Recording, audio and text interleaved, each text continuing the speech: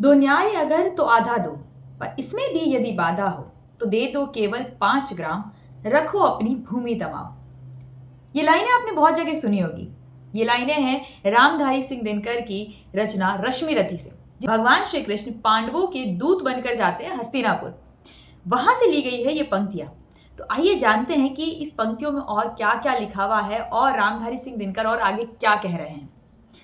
तो रश्मिरथी आपने भी बहुत जगह सुना होगा और पढ़ा होगा। ऑनेस्टली अगर मैं बताऊं तो मेरी तो फेवरेट है। कुछ पंक्तियां हैं। वर्षों तक वन में घूम घूम, बाधा विघ्नों को चूम चूम, सह धूप धाम पानी पत्थर, पांडव आए कुछ और निखर। सौभाग्य न सब दिन सोता है, देखे आगे क्या होता है। पांडवों ने वनवास भोग लिया है और वो वर्षों तक वन में घूम घूम के और अब आ गए हैं अपना अधिकार मांगने। और अधिकार मांगने अर्थात सुमार्ग पे आ गए हैं और वो चाहते हैं कि हमारे जो संबंधी है वो भी सुमार्ग पे आ जाए। मैत्री की राह बताने को, सबको सुमार्ग पर लाने को, दुर्योधन को समझाने को, भीषण विध्वंस बचाने को भगवान हस्तिनापुर आए हैं, पांडव का संदेशा लाए। तो अब भगवान अर्थात स्वयं नारायण पांडवों के दूत बनकर हस्तिनापुर पहुंचे हैं पांडवों का संदेशा लेकर। दो न्याय अगर तो आधा दो, दो न्याय अगर तो आधा दो, पर इसमें भी यदि बाधा हो तो दे दो केवल 5 ग्राम, रखो अपनी भूमि तमाम। तो दे दो केवल 5 ग्राम, रखो अपनी भूमि तमाम। भगवान कह रहे हैं कि अगर आपको न्याय करना है तो आधा आधा कीजिए, अर्थात आधा आधा दोनों में बांट दीजिए। पर अगर इसमें भी आपको बाधा हो रही है तो केवल और केवल 5 ग्राम हमें दे दीजिए और आप सुख से रहिए। हम वहीं खुशी से खाएंगे, परिजन पर असी ना उठाएंगे। परंतु दुर्योधन आगे क्या कहता है सुनिए। दुर्योधन वह भी दे न सका, दुर्योधन वह भी दे न सका, आशीष समाज की ले न सका, उल्टा हरि को बांधने चला, जो था असाध्य साधने चला। तो जब भगवान ने ये संदेशा हस्तिनापुर में सुनाया तब दुर्योधन उसने 5 गांव देने की बजाय उल्टा वो हरि को ही बांधने चला। हरि को बांधने चला अर्थात जो असाध्य कार्य था वो करने लगा। जब नाश मनुज पर छाता है, पहले विवेक मर जाता है। जब नाश मनुज पर छाता है, पहले विवेक मर जाता है। हरि ने भीषण हुंकार किया, अपना स्वरूप विकराल किया, डगमग डगमग दिग्गज डोले, भगवान कुपित होकर बोले। तो अब भगवान कुपित होकर बोल रहे हैं, देखते हैं क्या बोलते हैं। जंजीर बढ़ाकर बांध मुझे, हाँ हाँ दुर्योधन बांध मुझे। जंजीर बढ़ा के बांध मुझे, हाँ हाँ दुर्योधन बांध मुझे।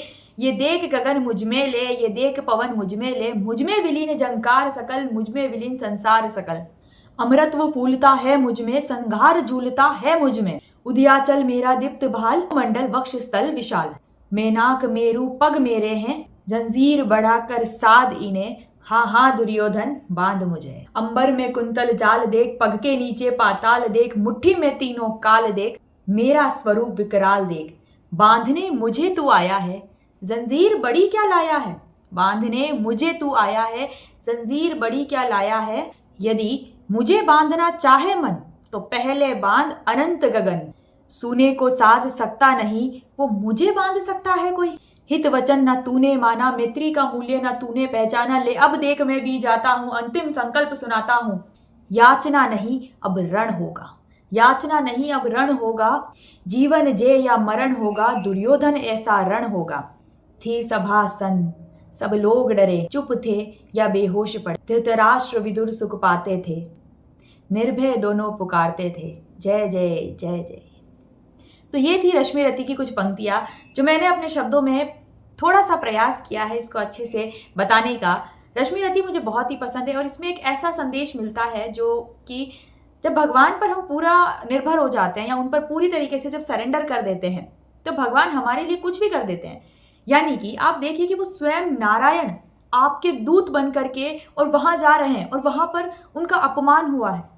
दुर्योधन उन्हें बांधने चला। अरे जो हरि को कौन बांध सकता है, जो संपूर्ण संसार जिसमें विलीन है उसे कोई बांध सकता है। और अगर हरि को बांधने चले ही है तो हरि को बांधने का अर्थ है कि संपूर्ण संसार को बांध देना। तो कोई संपूर्ण संसार को बांध सकता है भला? नहीं बांध सकता। तो इसमें ये संदेश देखने को मिलता है कि जब हम भगवान पर पूर्ण रूप से आश्रित हो जाते हैं या उनको अपना सब कुछ ही मान लेते हैं तो वो हमारे लिए दूत भी बन जाते हैं, हमारे लिए वो सारथी भी बन जाते हैं। बस आवश्यकता है उन पर विश्वास करने की। तो रश्मिरथी की जो ये पंक्तियां है ये मुझे बहुत ही ज़्यादा अच्छी लगती है। और इसमें ये बताया गया है कि पांडव सिर्फ ये चाहते थे कि हम सुख से रहें और हमारे परिजन भी सुख से रहें, किसी को कोई आपत्ति ना आए। तो उन्होंने कहा कि या तो आप हमें आधा दे दीजिए या फिर हमारे लिए केवल 5 गांव दे दीजिए, हम वहीं सुख से रहेंगे। किंतु जिसके मन में बैर होता है, जिसके मन में द्वेष होता है, उसे कुछ भी सही दिखाई नहीं देता है। वो हमेशा यही चाहता है कि जो भी है वो सब मुझे मिल जाए, बाकी किसी को कुछ ना मिले। तो दुर्योधन के मन में तो द्वेष था, बैर था, अर्थात उसने कहा कि मैं 5 गांव क्या, मैं एक सुई के बराबर की जगह भी उनको ना दूं। ये उसने कहा और उल्टा हरि को ही बांधने चला। उसे क्या लगा कि जो दूत बन के आया वो सिर्फ दूत है? नहीं, जो दूत बन के आया है वो तो स्वयं नारायण है, जो अपने भक्तों के लिए दूत भी बन गए हैं। अंत में भगवान ने अपना अंतिम संकल्प सुनाया और बोला कि अब तो युद्ध ही होगा।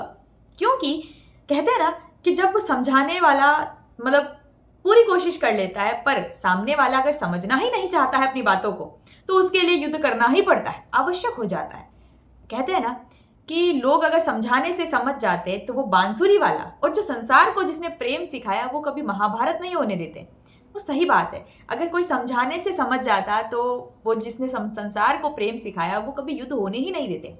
किंतु कुछ लोग समझाने से नहीं समझते, उनके लिए युद्ध आवश्यक हो जाता है। तब भगवान ने अपना अंतिम संकल्प सुनाया और बोला कि अब तो युद्ध ही होगा, और ऐसा युद्ध होगा, ऐसा भीषण विध्वंस होगा कि कोई नहीं बचेगा, संपूर्ण संसार का भी विध्वंस हो जाएगा, किंतु धर्म की स्थापना तो फिर भी होगी।